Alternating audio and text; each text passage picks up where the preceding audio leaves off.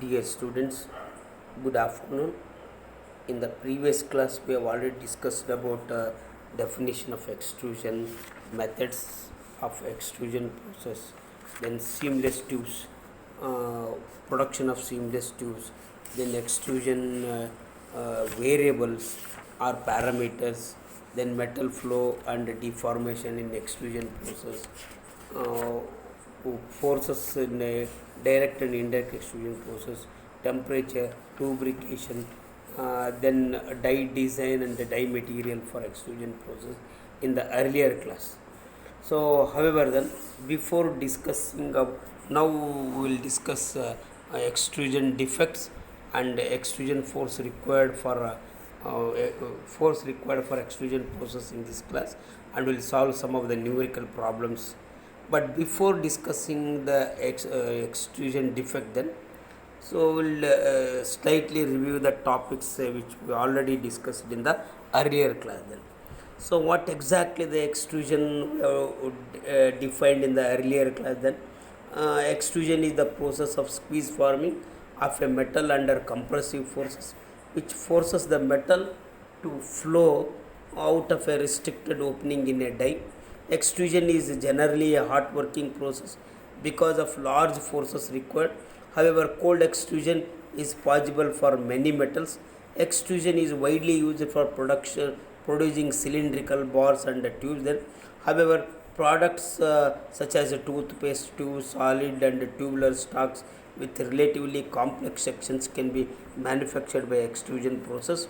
Then products of metals and alloys made of aluminum, copper, lead and magnesium, which have relatively low yield strength and low hot working temperatures, are widely used.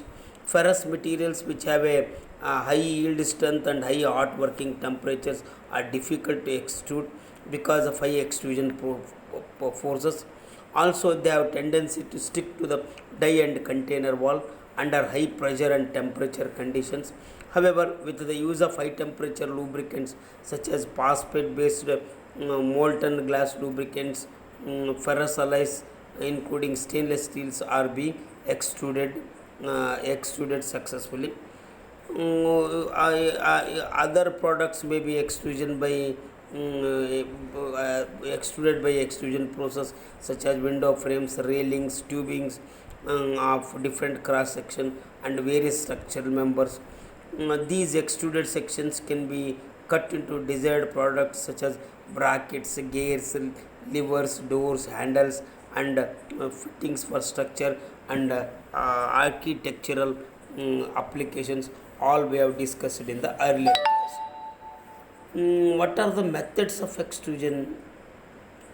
Some of the important extrusion methods we have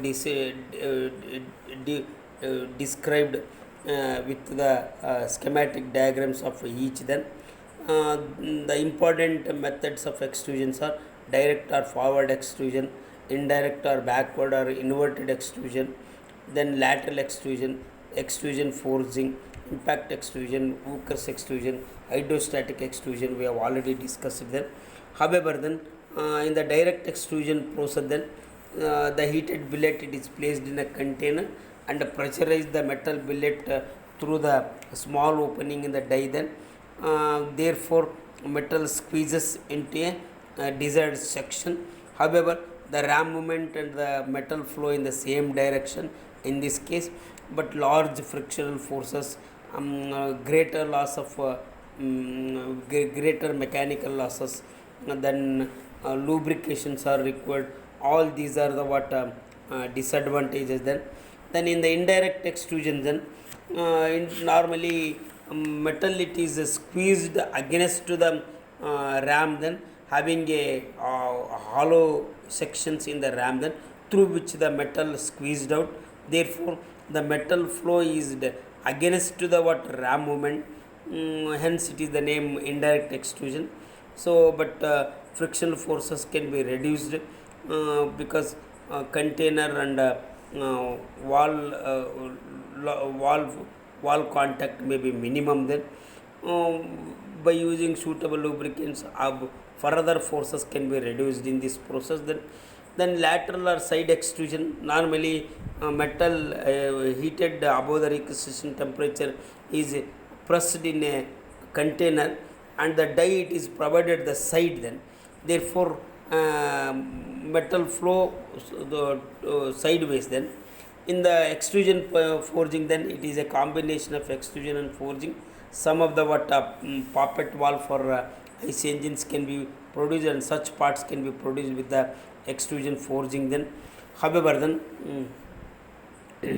this extrusion forging consists of a die. Then head of the valves are produced in the dies. Then later extrusion force is applied to squeeze the metal through the small opening that able to produce a shank. Then therefore it is a combination of forging and extrusion, as we discussed. Then all these are the hot working process. Then so then cold working process such as impact extrusion, then in which the metal it is pressed in a die. Then but die is not having a opening. Then but there is a clearance between the die and the punch. Then therefore the metal move upwards in a upward along the punch as it presses in the die. Then all we have discussed in the earlier class. Then so in the Hooker's extrusion process,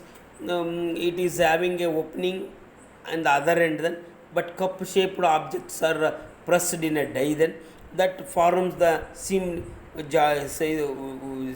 tube in the Hooker extrusion process. Then all these are having a high frictional forces and a greater mechanical losses, need a lubrication, and great extrusion force is required to for the metal. So therefore they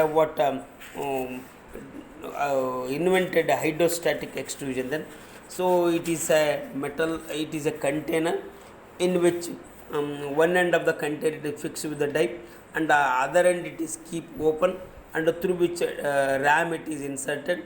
But fluid is surrounded a metal billet in a container, and through the small opening of the die, this metal billet it is squeezed initially, but the liquid completely surround the billet. Then and ram pressurize this liquid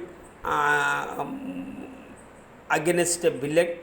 There is a extrusion pad also for distributing uniform pressure over the billet. Then therefore metal will not come in contact with the wall and the billet. Then billet surface and metal contact, it is purely nil. Then therefore frictional forces are less extrusion force are required.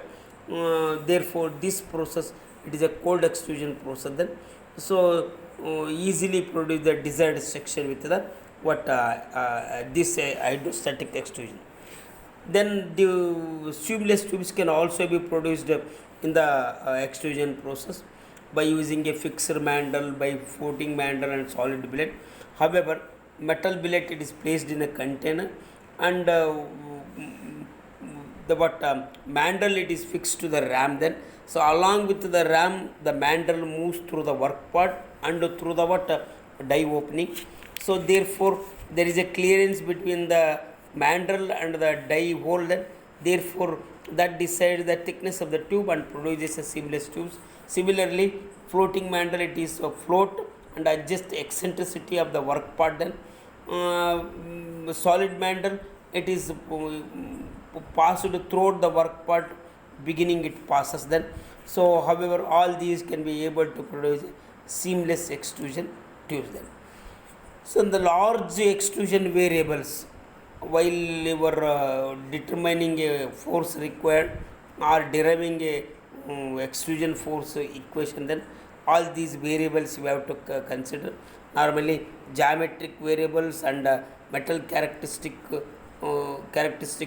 strongly influence for extrusion process to consider these variables. Some of the important variables are yield strength of the metal being extruded, extrusion temperature, the degree of reduction or extrusion ratio, the shape factor or circumscribing circle dia, the die characteristics, lubrication type, ram speed and type of extrusion process.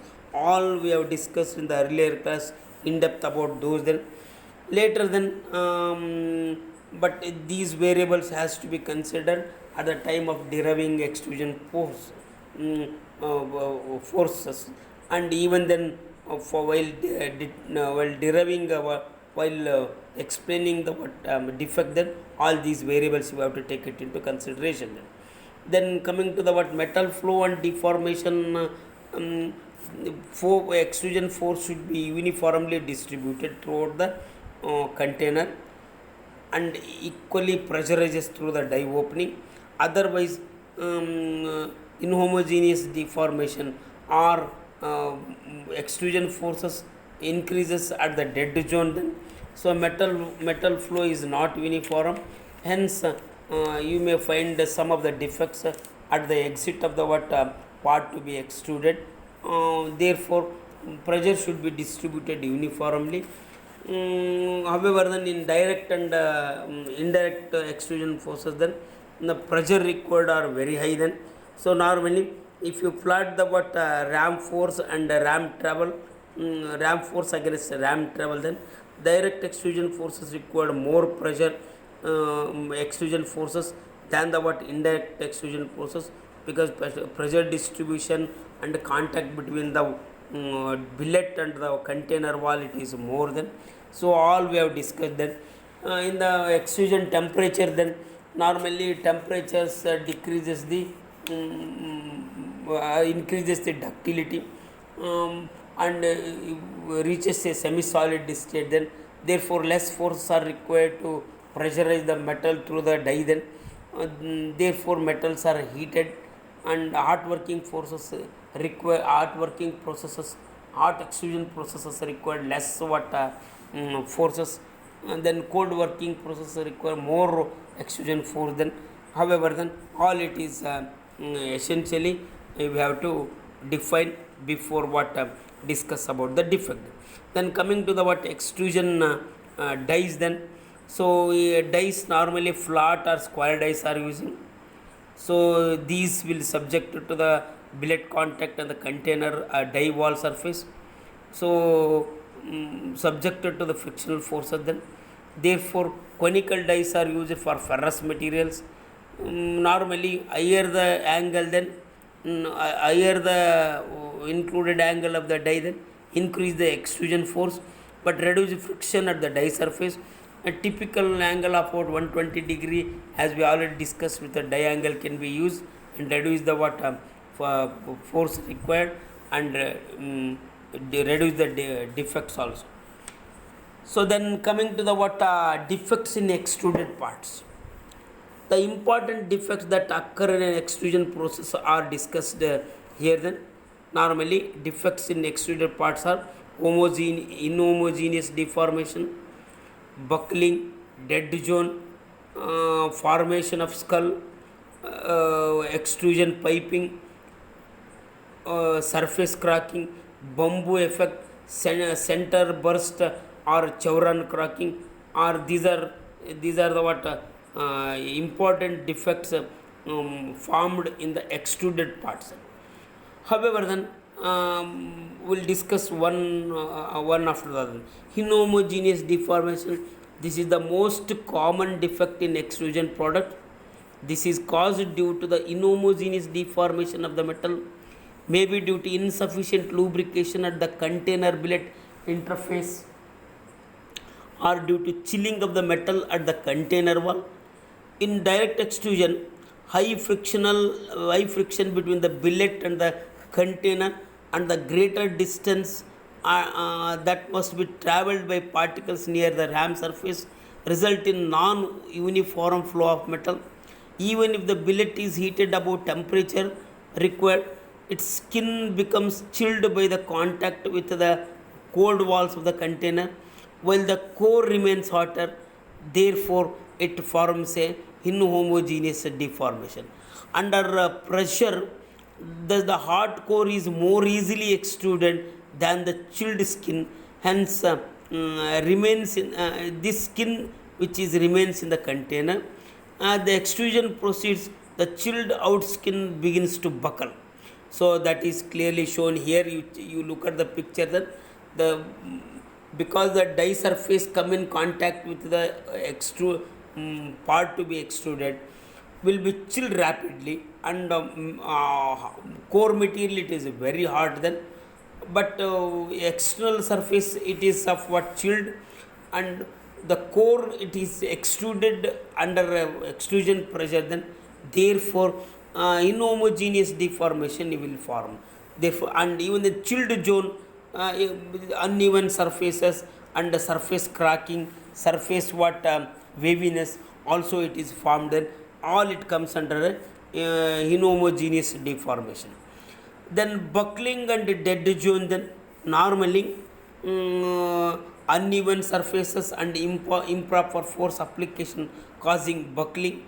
Then metal movement absent between billet and container, and turbulence flow of metal occurs at the dead zone or at the exit of the what die causes the dead zone, then that it is clearly shown in the figure here. Then you look at the what pictures and what define with the what pressure application through the dies, then therefore buckling surfaces and extrusion defects at the dead zone and on the exterior of the part to be produced are formed along with the extruded part. Then coming to the what skull, then extrusion skull, then in the extrusion the absence of movement between the billet and the container results in turbulence in the yield extruded parts as compared to that in the direct extrusion process. This results in a negligible extrusion defect.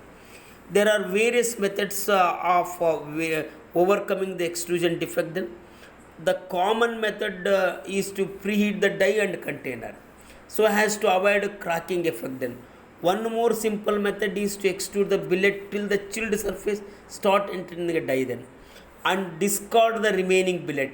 Another method is use the extrusion pad of smaller dia than the container dia. As the ram pushes the hot billet, it escapes the billet circumferentially, and the chilled outer surface layer remains in the container as a skull. Then so since the chilled layer is retained from being extruded, there is no formation of extrusion defect.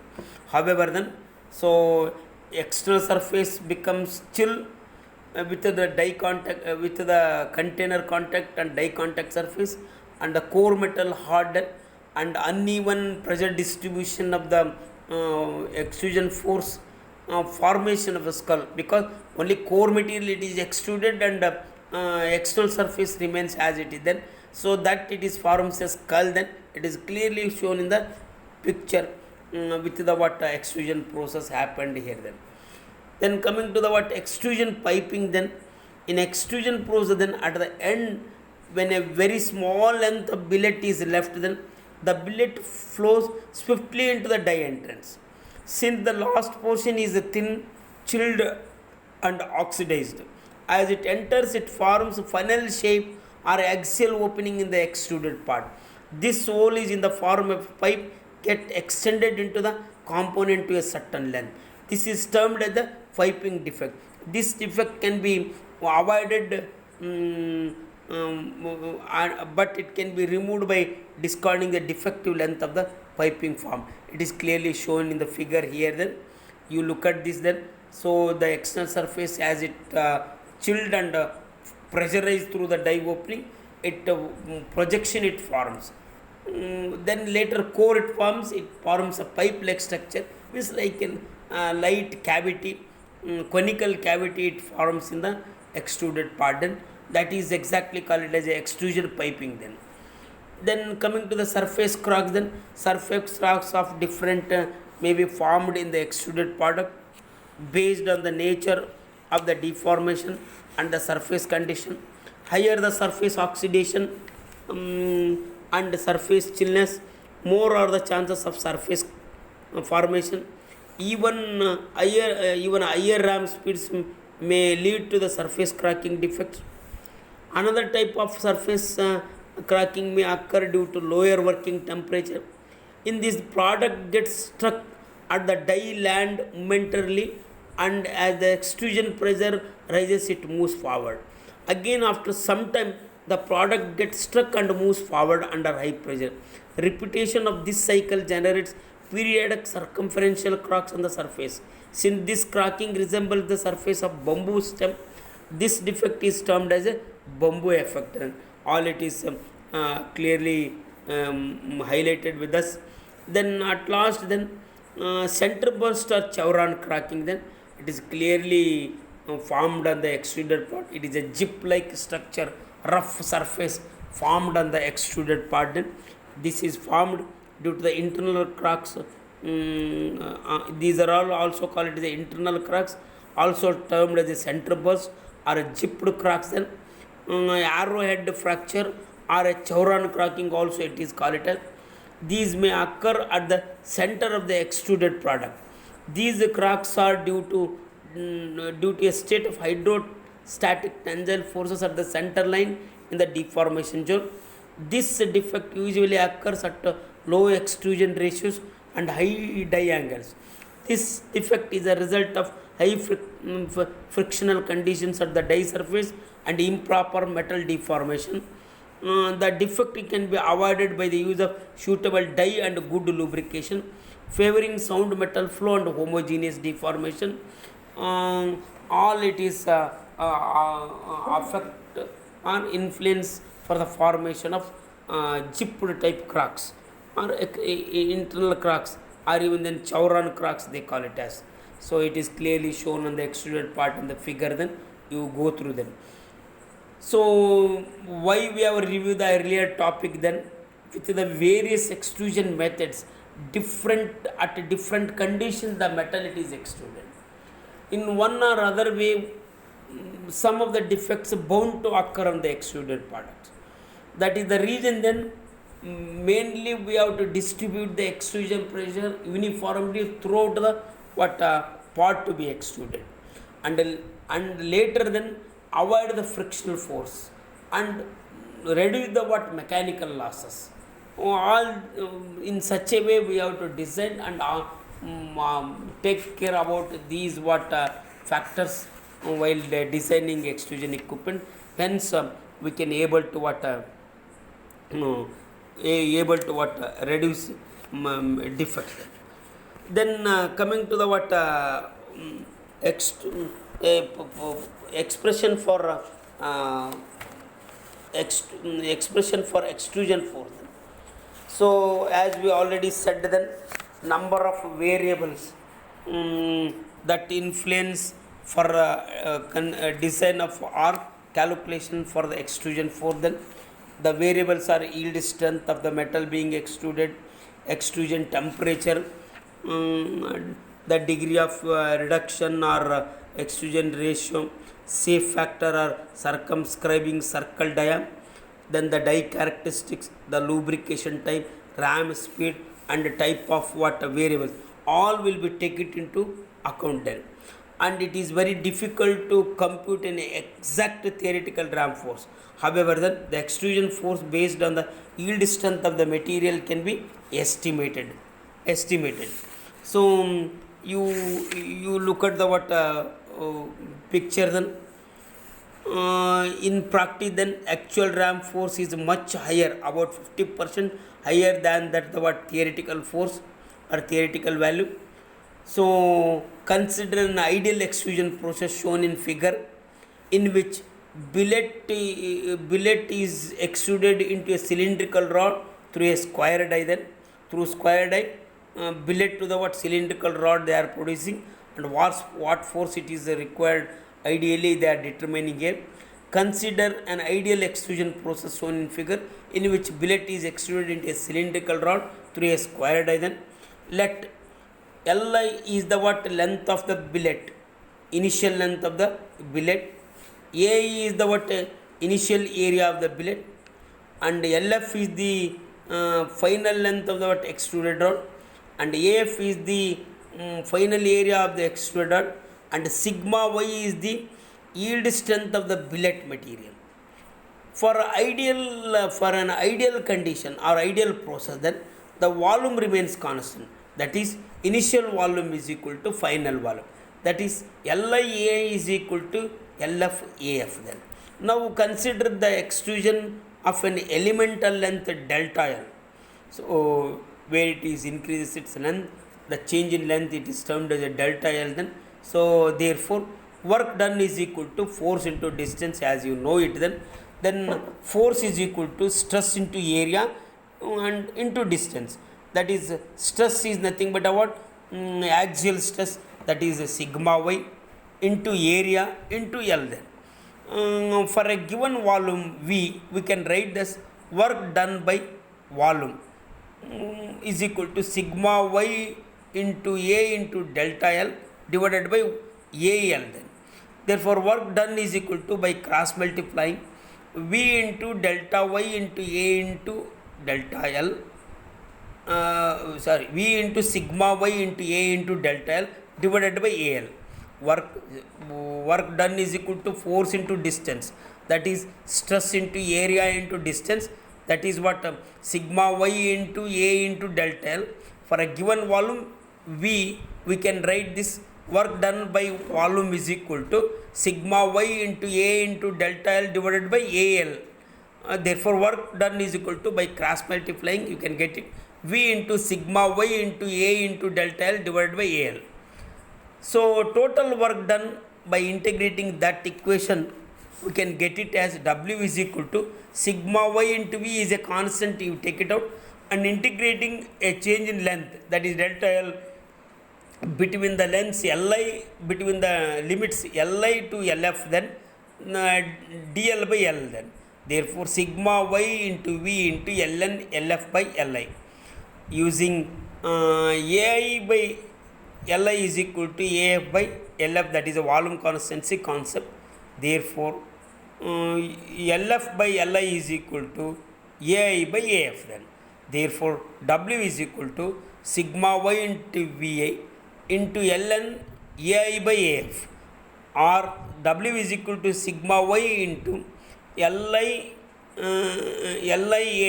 into Ln Ai by Af. That is call it as equation 7.1. Therefore work done is also given by W is equal to extrusion force into billet length, that is force into initial length of the billet then, call it as equation 2 then. By equating equation 7.1 and 7.2, we get it F into Li is equal to sigma y into Li into A Ln Ai by Af. Therefore F is equal to sigma y is equal to Ai into Ln of Ai by Af then. This is the what extrusion force finally required for extruding all kind of metals and alloys through the extrusion dies then. So force required we have derived here then solve some of the numerical problem. Then you look at the first problem, then you read the problem thoroughly and note down the given data. Then estimate the capacity of the hot extrusion process to I section of 20 mm height with 10 mm wide flanges and 2 mm thick, using 10 mm dia bar stock of an aluminum alloy. Take the yield strength of the aluminum alloy as 150 Newton per mm square. Assume 25% friction losses and a square diagram. Then what are all the given data then? So 20 mm height, then this is 20 mm height and 10 mm wide flange and 2 mm thick then. So using 30 mm dia then bar then, and yield strength 150 Newton per millimeter square, friction losses 25%.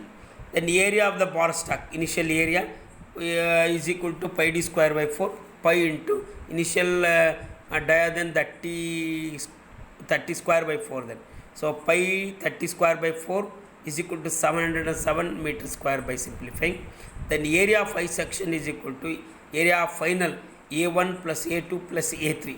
So therefore 10 into 2 then, you look at the given data, 10 into 2 thickness plus 10 into 2 then plus 16 into 2 then, all data they have given in the problem the I section then. So you will get what final area 72 mm square then. Then we have a extrusion force for ideal condition, F is equal to sigma y into ai ln ai by af, that is sigma y 150 they have given, ai 707 millimeter square they have given, and ln 707 by 72, you will get a 24,000 2,42,257 Newton then F is equal to 24.7 tons then. Considering friction losses, the press capacity is F is equal to 24.7 into 1.25. That is what F is equal to 30.7 then. 30.7. All it is simplified in the problem. Then coming to the second problem, a brass billet is to be hot extruded into a rod using a square dia. The dia of the billet is 150 mm and the dia of the extruded rod is 30 mm.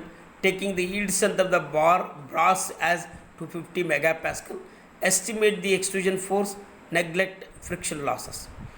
So initial dia is equal to pi d square by 4, that is pi into 150 square by 4, that is 17,671 millimeter square. Final area is equal to pi d square by 4, that is pi into 30 square by 4 into 7 is equal to 707 millimeter square. Sigma y c 250 megapascal, that is 250 Newton per millimeter square. The extrusion force is given by F is equal to sigma y into a ln by a by f, that is substituting values and simplifying, you will get a 1450 tons then. Then another problem it is given in the problem then.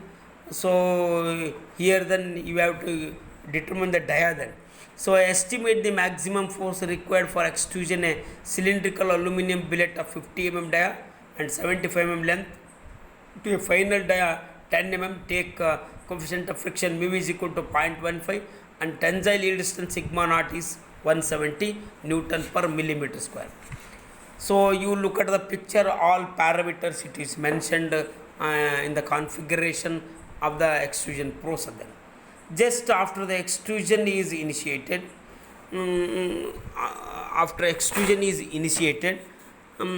that is the container is filled with a metal, just start coming out of the die then. The ram force is maximum as L is maximum. Length of the billet at the beginning is equal to 75 mm and dia before extrusion is equal to 50 mm and dia after extrusion is equal to 10 mm. It is given in the problem.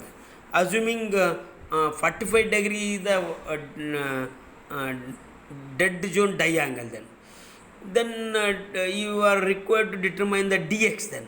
So therefore dx can be determined by using the equation by geometry. Cot alpha is equal to dx by db minus da by 2 then. Therefore dx is equal to db minus da by 2 into cot x. By substituting the values, 50 minus 10 by 2 into cot 45 then. Therefore dx is equal to 20 into 1 because cot 45 is 1 then 20 mm. Therefore dx is equal to 25 mm. So however then dx is equal to 20 here then. 75 minus 20, that we have to calculate later then. So stress at the enter then sigma x at before extrusion or at the enter then sigma naught into 1 plus mu by mu. Instead of mu then beta here they have considered in the given problem then. So into db minus da before extrusion dia and after extrusion the dia of the work part to the power of 2 into beta minus 1 then. So that is why by substituting all these values sigma entrance will determine then, that is 809 Newton per millimeter square then. Hence maximum force required for extruding is equal to you are required to consider yield strength and shear strength then. Therefore yield strength pi by 4 area into stress at entrance and shear strength sigma naught by root 3 pi into d into L, that is equation used for calculating shear strength then, and substituting all these values you will get a 2436.44 kilonewton then. So after simplifying, all these problems can be able to solve then. So with this extrusion chapter can be covered all the what topics mentioned in your syllabus, and maximum things which can be probably asked in the examination, all we have discussed then. Just you need to what concentrate more on this. So all things you have to take it into consideration, but some of the defects and features and reasons for forming these defects on the extruded parts, again it is highlighted here. Then rough surface, very irregular surface due to high extrusion pressure, what we have already discussed. Then transverse cracks perpendicular to the extrusion direction, too high ram speed for a given extrusion temperature. Then crocodile skin, then it is a crack perpendicular to extrusion direction again. Then extreme high ram speed, then scale entrapment, then small pieces of brittle material trapped into the product. Then skin of the billet is oxidized due to high temperature. It includes scale into the metal as it is extruded. That is the what reason then longitudinal crack, alligator crack, then long crack along the extrusion direction, then because of low temperature and high extrusion ratio. Then cauliflower cracks or jipped cracks or chevron cracking, then surface has high irregular flowery surface like a cauliflower, hence the name cauliflower, or jipped cracks or a chevron cracks. Then due to high temperature, high extrusion ratio and high extrusion pressure causes this defect. Then all these are the reasons and features. Then you try to what understand along the type of defect. Then however majority of the topic we have covered, then students need to concentrate more on this, and I hope you will do so. Then thank you then.